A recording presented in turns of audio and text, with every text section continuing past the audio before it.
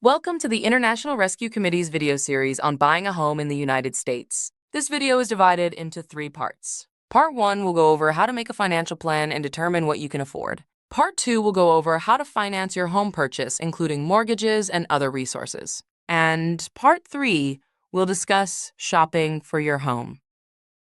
Here are the key topics we will cover in this video. First, you'll understand the home buying process and the main steps involved, from finding an agent to moving in.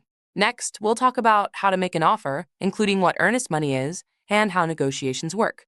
We'll also cover due diligence requirements like inspections and appraisals so you know what to expect before closing.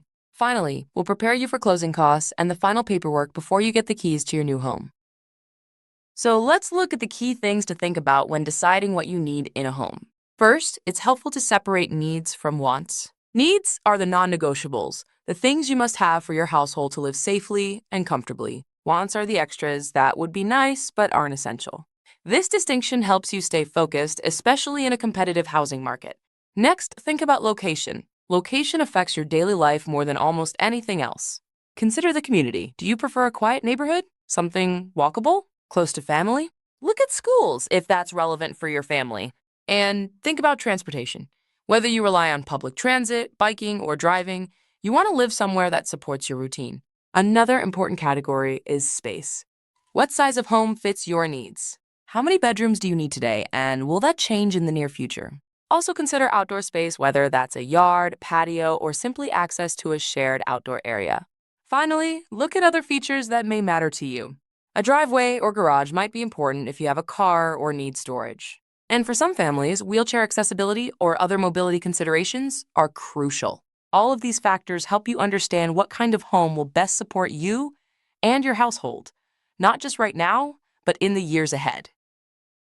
Finding a real estate agent is one of the most important first steps in the home buying process. A real estate agent is a person with a state-issued license who represents either a buyer or a seller in exchange for a commission. A good agent has a strong understanding of the real estate market, how transactions work, and what to look for in different neighborhoods. Things like school districts, community features, and what makes a home desirable. Their job is to help you find the right home for you and to guide you through every step of the buying process. It's also important to remember that your realtor works for you. You're essentially their boss. They're legally obligated to act in your best interest, and their job is to listen to your wants and needs and do their best to meet them. Realtors get paid a commission, which is an award of money earned when helping buy or sell a home. But here's the key. The seller usually pays the commission, not the buyer. So as a buyer, you typically don't pay for your realtor's services. Still, it's always a good idea to ask if there are any fees you may be responsible for. Sometimes, an agent may ask you to sign a buyer's agreement, which means that for a certain period of time, you agree to only work with that specific realtor. If you choose to sign this, make sure you truly plan to work only with them. Another thing to keep in mind is that realtors make more money the faster they can help someone buy or sell a home. But you should never feel pressured. Take your time and make decisions you're comfortable with. No one should rush you. There are many benefits to working with a real estate agent. Along with not having to pay their commission, they bring expertise about the market, contracts, legal documents, and industry best practices. Many agents also have access to valuable resources through their real estate companies, including relationships with other agents and access to the multiple listing service, like the Utah Regional MLS at utahrealestate.com. Overall, a real estate agent is there to support you, advocate for you, and help you make a confident and informed decision. When you start looking for a home, it's important to research your options thoroughly. First, look online. There are many real estate websites like Zillow, Realtor.com, Trulia, Redfin, and others shown here on the slide. These platforms give you a sense of pricing, availability, and features. Next, explore neighborhoods in person. The graphic at the top highlights key factors of a good location: proximity to community, land size, neighborhood feel, development, amenities, and overall appearance. These are things you'll want to pay attention to when visiting areas. Attending open houses is another great way to get a feel for homes and neighborhoods. And finally, work closely with your real estate agent. They can provide insights and access to listings that you might not find on your own. When you're ready to make an offer on a home, the first step is deciding how much you want to pay. Your real estate agent will help you determine an appropriate amount based on the home's value and other factors like closing costs, appliances, and market demand. Sometimes you can offer less than the asking price, but in competitive situations, you may need to offer more. Your agent will write up the offer, which is legally binding. This offer will include earnest money, a deposit you pay to the seller right away to show you're serious. The more earnest money you offer, the stronger your offer looks. If you back out for a reason not allowed in the contract, the seller keeps that money. All communication goes through the agents. You won't speak directly to the seller. The seller can accept your offer, reject it, or send a counteroffer. Each offer usually has a deadline, often 24 hours for a decision. Once the seller accepts, they cannot accept another offer, and the process to close the sale typically takes about 30 days. For many people, buying a home is the largest single investment they'll make in their lifetime. Owning a home can act as a form of saving because as you pay down your mortgage, you build equity. That equity can be accessed later through refinancing, passed on to family, or used when you sell the home to purchase another one as life changes. Most people don't stay in one home forever. They move for reasons like needing more space, downsizing, or relocating for a job. When you sell your home, you benefit from any increase in its value. For example, if you bought a home for $200,000 and 15 years later it's worth $275,000 increase is money you didn't have to earn through work, it's value you gained simply by owning the home. One thing to keep in mind, if your home's value goes up while you're living there, the main change is that your property taxes may increase. But overall, homeownership is a powerful way to build wealth over time. Once your offer to buy the home has been accepted, a strict timeline begins for completing the purchase. These are the main steps in the process, though sometimes additional steps may be required. Step 1. Home inspection. A professional home inspector will check for problems with the home. You'll usually pay for this inspection, which costs about $300 to $500. It's a great idea to go with the inspector during the inspection so you can see any issues firsthand and ask questions. Inspectors often offer optional tests, like meth testing.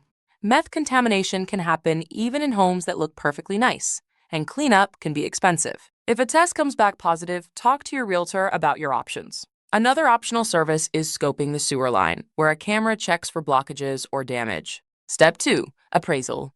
Your lender will require a professional appraisal to determine the home's value. This ensures the loan amount matches the property's worth. Step 3. Negotiation. If the inspection or appraisal reveals issues, you can negotiate changes to your original offer. The seller may agree to repairs or adjust the price. Step 4:30. Loan process. Finally, you'll work with your lender to finalize your mortgage. This involves a lot of paperwork and coordination. Once these steps are complete, you'll be ready to close on your new home. Before closing on your home, there are 2 key things to make sure of. First, you and your realtor will confirm that all the terms of your offer have been met regarding the condition of the home. This includes any repairs or agreements that were negotiated after the inspection. Second, you and your lender will ensure that all the funds you need to close are ready and available. This step is critical because closing cannot happen until the money is in place. Once these items are confirmed, you'll be ready for the final closing process. When you buy a home, you'll need to plan for closing costs. These are fees for all the due diligence and closing services such as the home inspection and appraisal. Closing costs typically range from 3 to 6% of the total loan amount.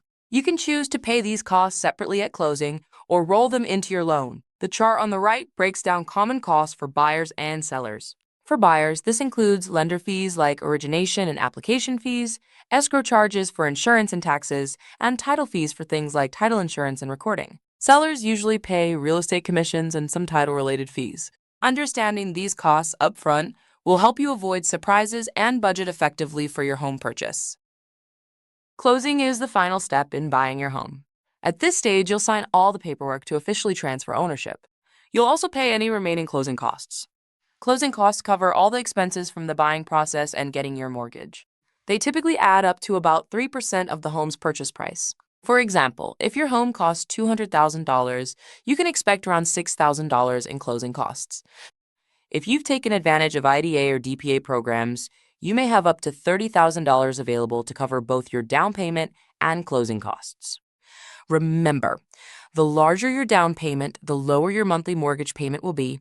Your lender will help you work out those details. Once everything is signed and paid, you'll receive the keys to your new home or set a time to pick them up. Once closing is complete and you have the keys, it's time for the best part, moving in. Moving costs can vary depending on how far you're going and how much you have to move. On average, you can expect to spend between $1,200 and $4,000. This includes hiring movers, renting a truck, and any packing supplies you might need. Planning ahead for these costs will make your transition smoother. After all the steps you've completed, this is the moment you've been working toward getting settled in your new home. Congratulations, you've reached the end of the home buying process. In this video, we covered finding the right real estate agent, researching neighborhoods, making an offer, and understanding earnest money, to completing inspections, negotiating, and working through the loan process. Then we talked about pre-closing, paying closing costs, and finally, getting the keys to your new home. This video concludes the three-part video series on buying a home in the United States. Visit www.saferc.org to access more free financial education resources and financial coaching.